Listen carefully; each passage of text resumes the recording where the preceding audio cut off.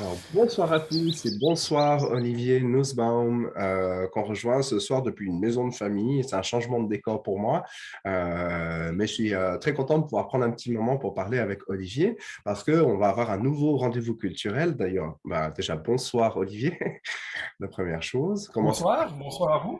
ça va bien? Ça va bien? Merci, Oui. tout va bien. Alors, on est très contents, nous, parce que ça va être un nouvel événement culturel, comme on avait déjà organisé un concert de violoncelle à la fin de l'année 2021. Et puis, on avait eu aussi un workshop avec le DJ Ridou et Ludovic Winkler qui étaient venus. Nous, on est Mhm. très contents de pouvoir aussi accueillir des artistes pour justement évoquer la dimension spirituelle importante qu'on trouve en fait dans la musique. Et puis, je pense qu'on partage à ce moment-là, Bien. quand on entend de la musique, quelque chose de très important qui est bénéfique pour l'âme, pour le cœur, pour la vie, quoi. Donc, Olivier Nussbaum, est-ce que tu peux nous expliquer en fait ton parcours en quelques mots? Alors, je vais essayer d'être court. J'ai commencé effectivement par faire de la flûte à bec. Ça, c'était mon premier instrument. Puis à partir de l'âge de 13 ans, j'ai fait de la basse électrique. Je faisais du rock, du pop. Et puis à partir de 18 ans, j'ai commencé à faire plutôt du jazz et à faire partie d'un groupe, je dirais, professionnel. J'ai pas de formation véritablement académique, c'est-à-dire que j'ai pas un diplôme, donc je suis plutôt un autodidacte. Mais j'ai eu la chance d'apprendre en fait avec des musiciens que j'ai rencontrés et qui m'ont appris beaucoup de choses en fait dans le partage que j'ai pu avoir avec eux. Et puis ensuite, c'est seulement vers 25 ans, 26 ans que j'ai commencé la contrebasse et encore plus tard, aux alentours de 45 ans, que j'ai commencé le sarod, qui est mon instrument maintenant vraiment de prédilection. Donc comme ça, j'ai eu un petit peu des changements dans mon parcours de musicien. J'ai fait plusieurs instruments. Et je joue donc principalement du sarod, du oud, qui est un instrument aussi des pays arabes, qui est un instrument que je joue depuis à peu près une année. Mais voilà, j'aime aussi beaucoup cet instrument et également du kotam. Voilà, donc normalement, ce sont ces trois instruments que j'aurai l'occasion de jouer voilà, au centre pour le concert. Alors, autant j'ai pu croiser le oud dans la vie de tous les jours, etc., autant le sarod et le gotam, ça je connais moins. Mais Notamment. ça peut être une belle rencontre. En tout cas, je vais me renseigner aussi par la suite parce que je vois pas tout à fait ce que c'est. Tu veux nous en dire plus sur ces trois instruments? Alors, ben effectivement, l'instrument, moi je peux peut-être juste en tout cas en montrer deux, Ouais, parce que je les ai là sous les yeux. Ben, ça c'est le oud. Je ne sais pas si vous le voyez. Voilà, ça c'est donc un instrument qui ressemble au luth en fait. C'est ce qu'on appelle le luth arabe. Voilà, qui a tout un système de double corde. Et puis ça c'est le sarod qui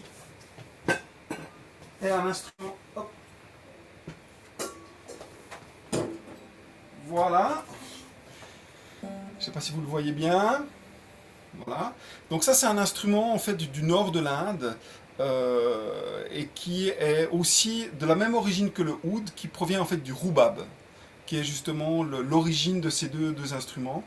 Donc voilà, ça ce sont les deux principaux instruments. Le kotamo, en fait, c'est un instrument qui provient à la fois du koto, de la tempura et du monocorde.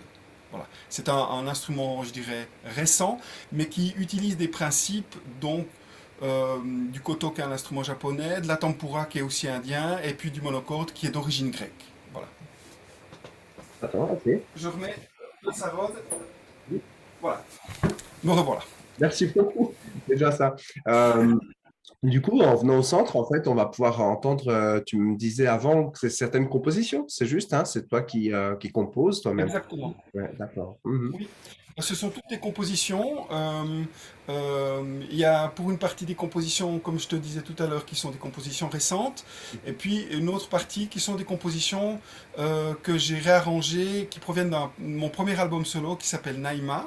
Et là, en fait, je faisais ces morceaux à la basse et à la contrebasse, et en fait, je vais jouer ces morceaux cette fois-ci au sarod et au oud. Donc voilà, c'est forcément d'autres instruments. Donc je retouche un petit peu les arrangements et voilà. Ça sera donc quand même un travail aussi assez créatif par rapport à ça. D'accord. Eh ben, c'est chouette, on se réjouit d'écouter. Et bien sûr, on peut aussi se poser la question, ben, quel est le lien, quelle est ton intention en fait quand tu te représentes comme ça dans un centre de bien-être, comment est-ce que tu articules en fait ces aspects en fait de bien-être et de musique toi-même?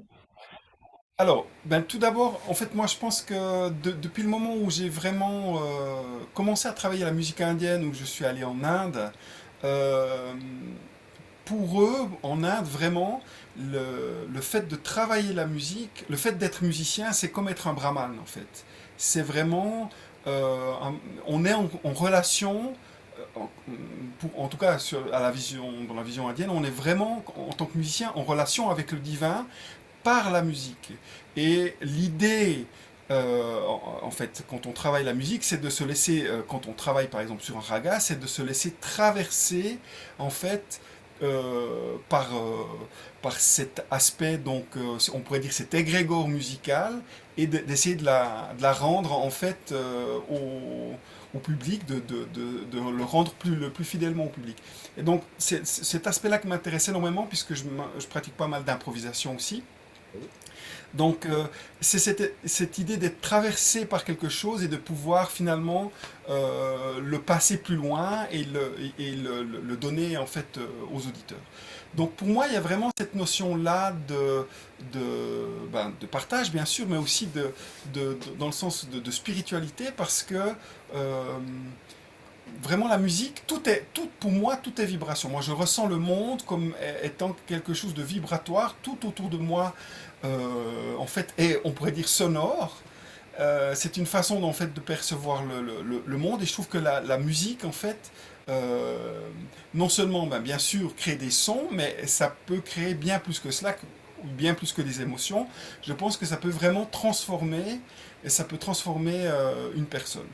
Donc c'est dans cet aspect-là que j'essaye aussi d'aborder la musique, c'est dans cette idée de transformation, de transmutation. Et ben, j'espère que ma musique peut en tout cas ouvrir des portes, que ma musique peut en tout cas donner parfois la possibilité voilà, aux gens d'accéder peut-être à quelque chose à l'intérieur d'eux-mêmes, à une dimension peut-être différente. Voilà. Après, c'est chacun fait son propre voyage, etc., etc. Donc, j'ai pas du tout la prétention autre que d'essayer de partager la musique qui me traverse. Et voilà, puisque je travaille aussi beaucoup en improvisation.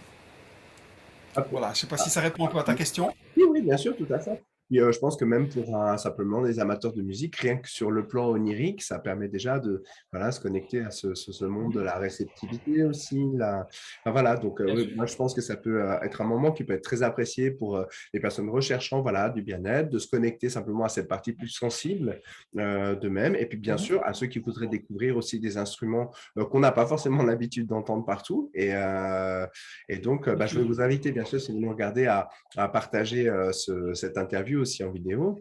De manière, on a jusqu'à 40 places. Hein, il y a vraiment beaucoup de places au centre pour pouvoir écouter ce concert. Et ce sera vraiment un bon moment. Donc voilà, je vous invite à partager, à inviter les gens autour de vous, etc.